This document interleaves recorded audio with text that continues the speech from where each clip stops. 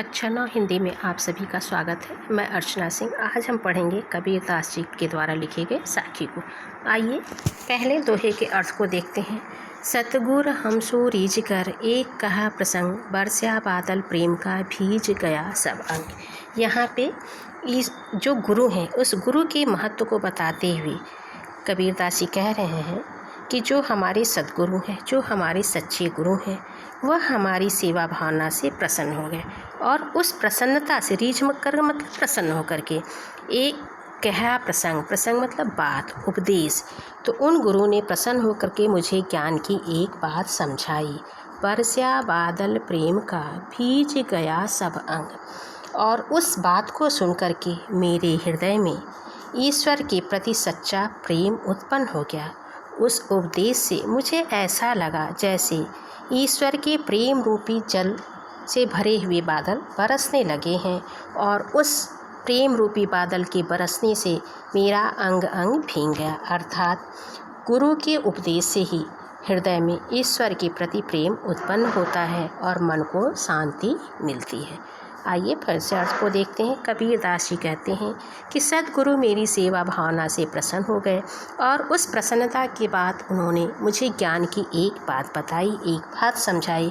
उस बात को सुनकर के मेरे हृदय में ईश्वर के प्रति सच्चा प्रेम उत्पन्न हो गया। वह उपदेश मुझे ऐसा प्रतीत हुआ मानो ईश्वर के प्रेम रूपी जल से भरे हुए बादल बरसने लगे हैं और उस ईश्वरीय प्रेम की वर्षा से मेरे अंग अंग भीग गए। अर्थात जो सद्गुरु का उपदेश है, उपदेश को सुनकर के ही मेरे हृदय में ईश्वर के प्रति प्रेम उत्पन्न हुआ और मन को शांति मिली। तो इस तरह से यहाँ पे गुरु के महत्व को बताया गया है। भाषा सधुक्कड़ी है, रस शांत रस है और रूपक अलंकार है। अब आइए दूसरे के अर्थ को देखते हैं। इस दोहे में कवि ने ईश्वर की प्राप्त कराने वाला गुरु है, उस गुरु को हम क्या दें, यही भावना यहाँ पर कवि व्यक्त कर रहे हैं। क्या कहते हैं? राम नाम के पट तरे देवे को कछ नाय, क्या ले गुर संतोष ये हौस रही मन माय। पट तरे मतलब बदले में, देवे को देने के लिए, हौस मतलब हौसला, इच्छा। क्या कहते हैं? कबीरदास जी कहते हैं कि गुरु ने मुझे राम का नाम दिया है, गुरु ने मुझे ईश्वर के नाम के बारे में बताया है, उसके समान देने के लिए मेरे पास कुछ भी नहीं है। अर्थात जो गुरु ने ईश्वर का नाम बताया है वह नाम सबसे ही महत्वपूर्ण है, सर्वोपरि है, उसकी तुलना और किसी चीज़ से नहीं क्या की जा सकती है। तो फिर क्या ले गुरु संतोष ये, तो ऐसी कौन सी चीज़ है जिसे दे करके मैं गुरु को संतुष्ट करूं। कुछ देने की अभिलाषा मन के भीतर ही रह जा रही, हौस रही मन में, हौस रह जा रही है, इच्छा रह जा रही, उत्साह रह जा रहा है। अर्थात गुरु ने जो राम का नाम दिया है, गुरु ने जो ईश्वर के नाम के महत्व को बताया है, उसके अनुरूप गुरु दक्षिणा में देने के लिए संसार की कोई भी वस्तु नहीं है। अब आइए इसके काव्यगत सौंदर्य को देखते हैं। तो ईश्वर की प्राप्ति में गुरु का महत्वपूर्ण योगदान है। गुरु की कृपा से ही ईश्वर की प्राप्ति होती है। भाषा सधुक्कड़ी है, रस शांत है और छंद दोहा है। आइए तीसरे के अर्थ को देखते हैं। ज्ञान प्रकाश्या गुरु मिल्या, सो जिन बिसरी जाय, जब गोविंद कृपा करी तब गुरु मिलिया आए।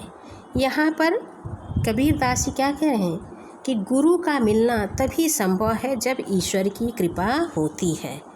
यानी गुरु ईश्वर से भी अधिक मुश्किल से हमें प्राप्त होते हैं। क्या कहते हैं कबीरदास जी? ज्ञान प्रकाश्या गुरु मिल्या, जब ज्ञान का प्रकाश हुआ, जब अज्ञानता समाप्त हुई तभी मुझे गुरु मिले हैं। अज्ञान के प्रकाश में क्यों? जब हम अज्ञानी रहते हैं, हमें ज्ञान नहीं होता है, तब हम अपने को ही सर्वोपरि समझते हैं और यह समझते हैं कि हमसे ज़्यादा किसी को पता नहीं है। तो वही कहते हैं कि जब ज्ञान का प्रकाश हुआ और उस ज्ञान के प्रकाश में हमें जो गुरु मिला है वह गुरु हमसे अलग न होने पाए, क्योंकि जब तक ज्ञान का प्रकाश नहीं होगा, चारों तरफ अज्ञानता का अंधकार है, तब तक हम किसी को अपना गुरु नहीं मान सकते। तो क्या कहते हैं? हे जीवात्मा, कहीं ऐसा न हो कि तुम उसे भूल जाओ। जब गोविंद कृपा करी तब गुरु मिल आए, क्योंकि जब ईश्वर की असीम कृपा होती है तभी सच्चे गुरु हमें मिलते हैं। तो यहाँ पर गुरु को नहीं भूलना चाहिए। ईश्वर की कृपा से ही गुरु मिलते हैं, यह कवि ने बताया है। रस शांत है, दोहा छंद है, भाषा सधुक्कड़ी है और अनुप्रास अलंकार है। अब इसके आगे हम कल पढ़ेंगे। धन्यवाद।